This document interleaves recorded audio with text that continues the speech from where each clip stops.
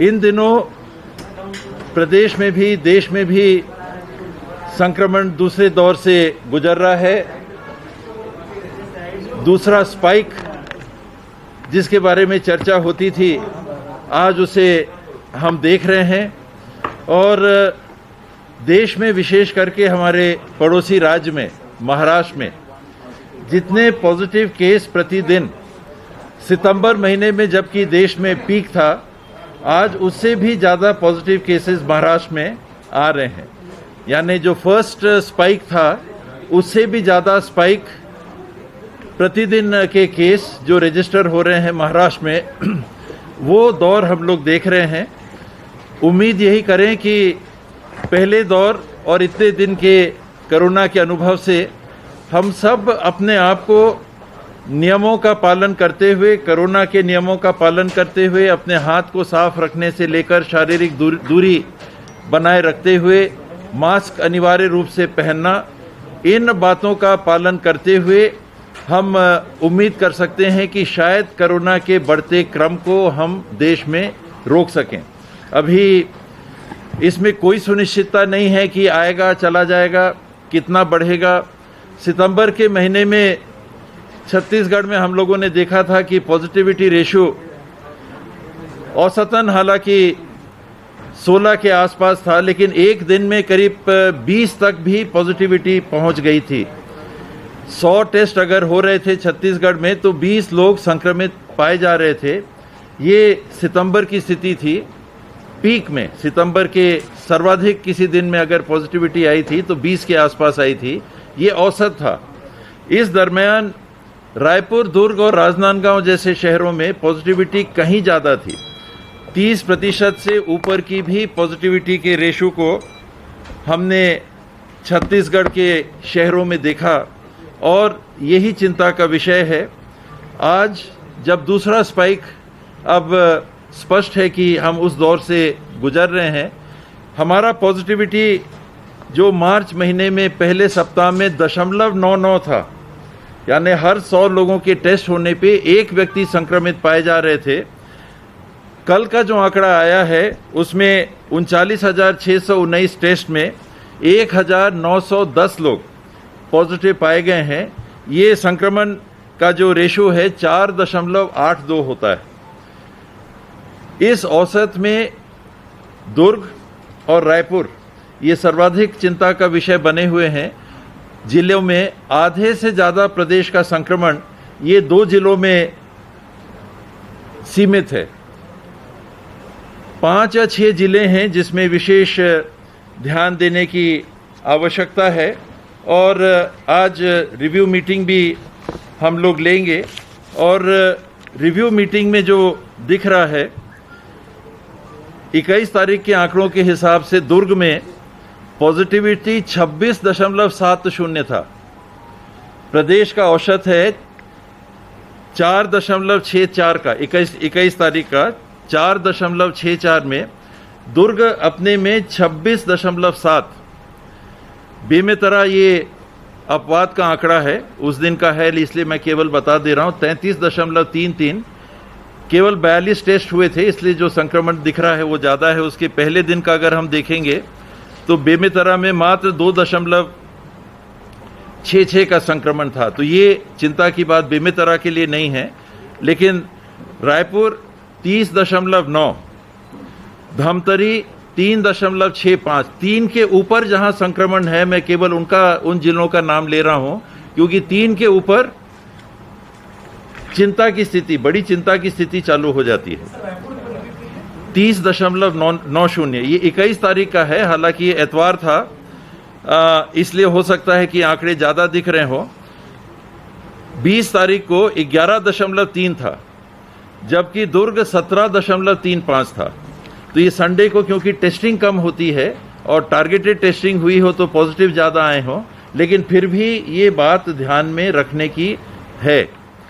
उसी हिसाब से बिलासपुर संडे को 8.80 था, कोरिया 4.31 था, जशपुर 7.57 था।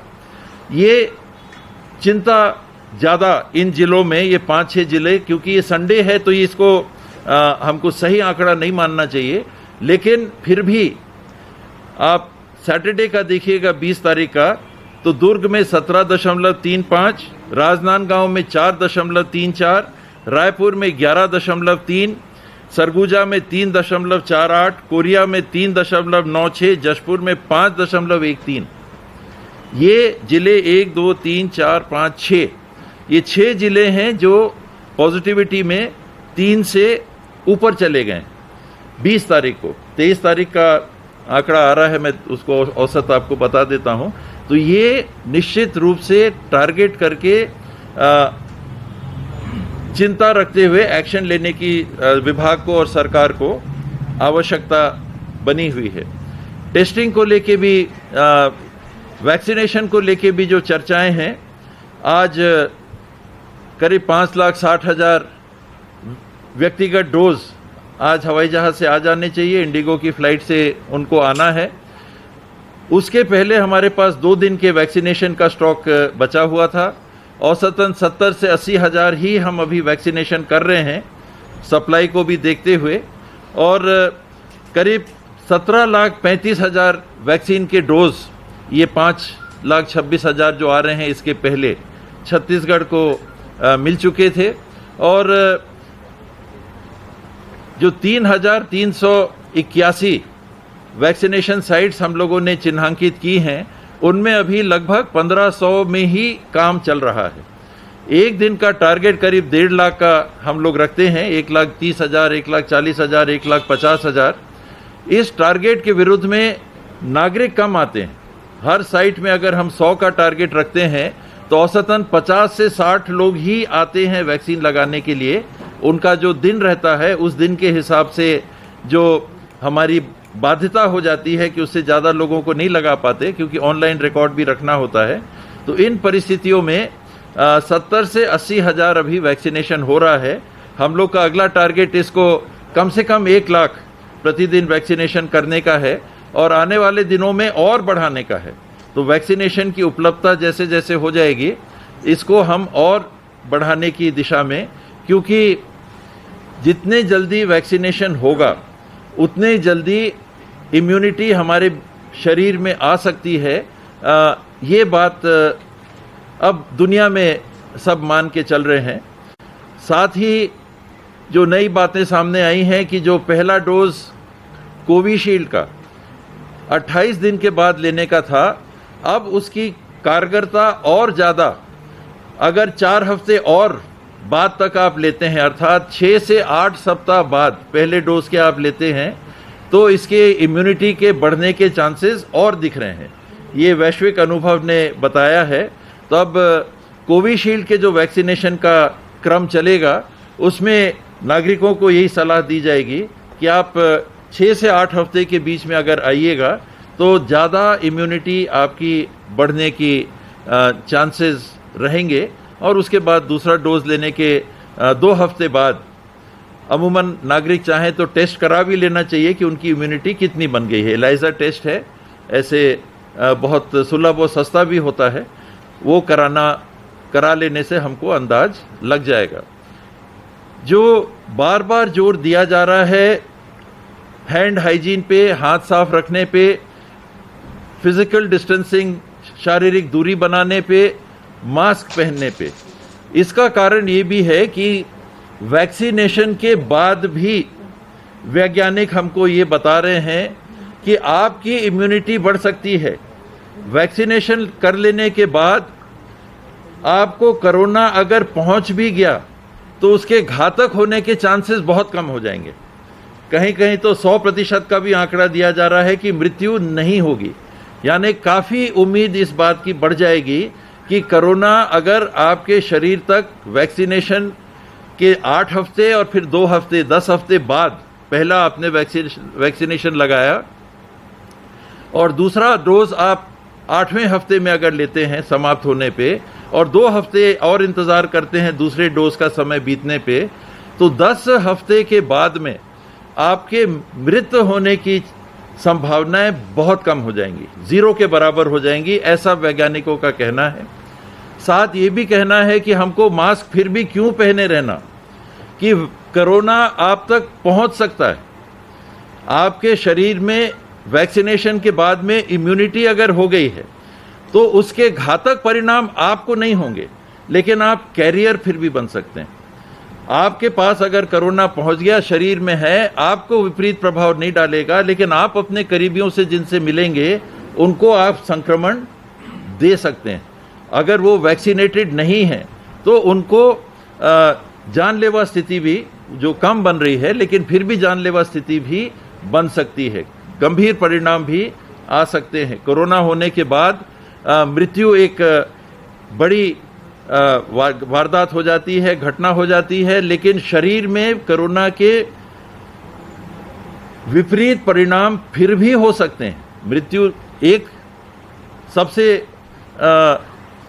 नकारात्मक स्थिति कोरोना की, और अगर हमको मृत्यु नहीं हुआ और कोरोना है तो हमारे चेस्ट में, हमारे इंटेस्टाइन्स में, हमारे हार्ट में, शरीर के दूसरे अंग में इसका प्रभाव पहुंच सकता है।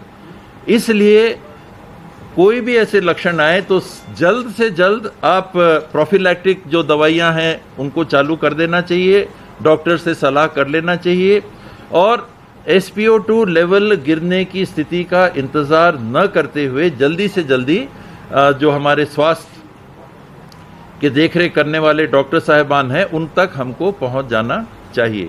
समय बहुत ज़्यादा इम्पॉर्टेंट है।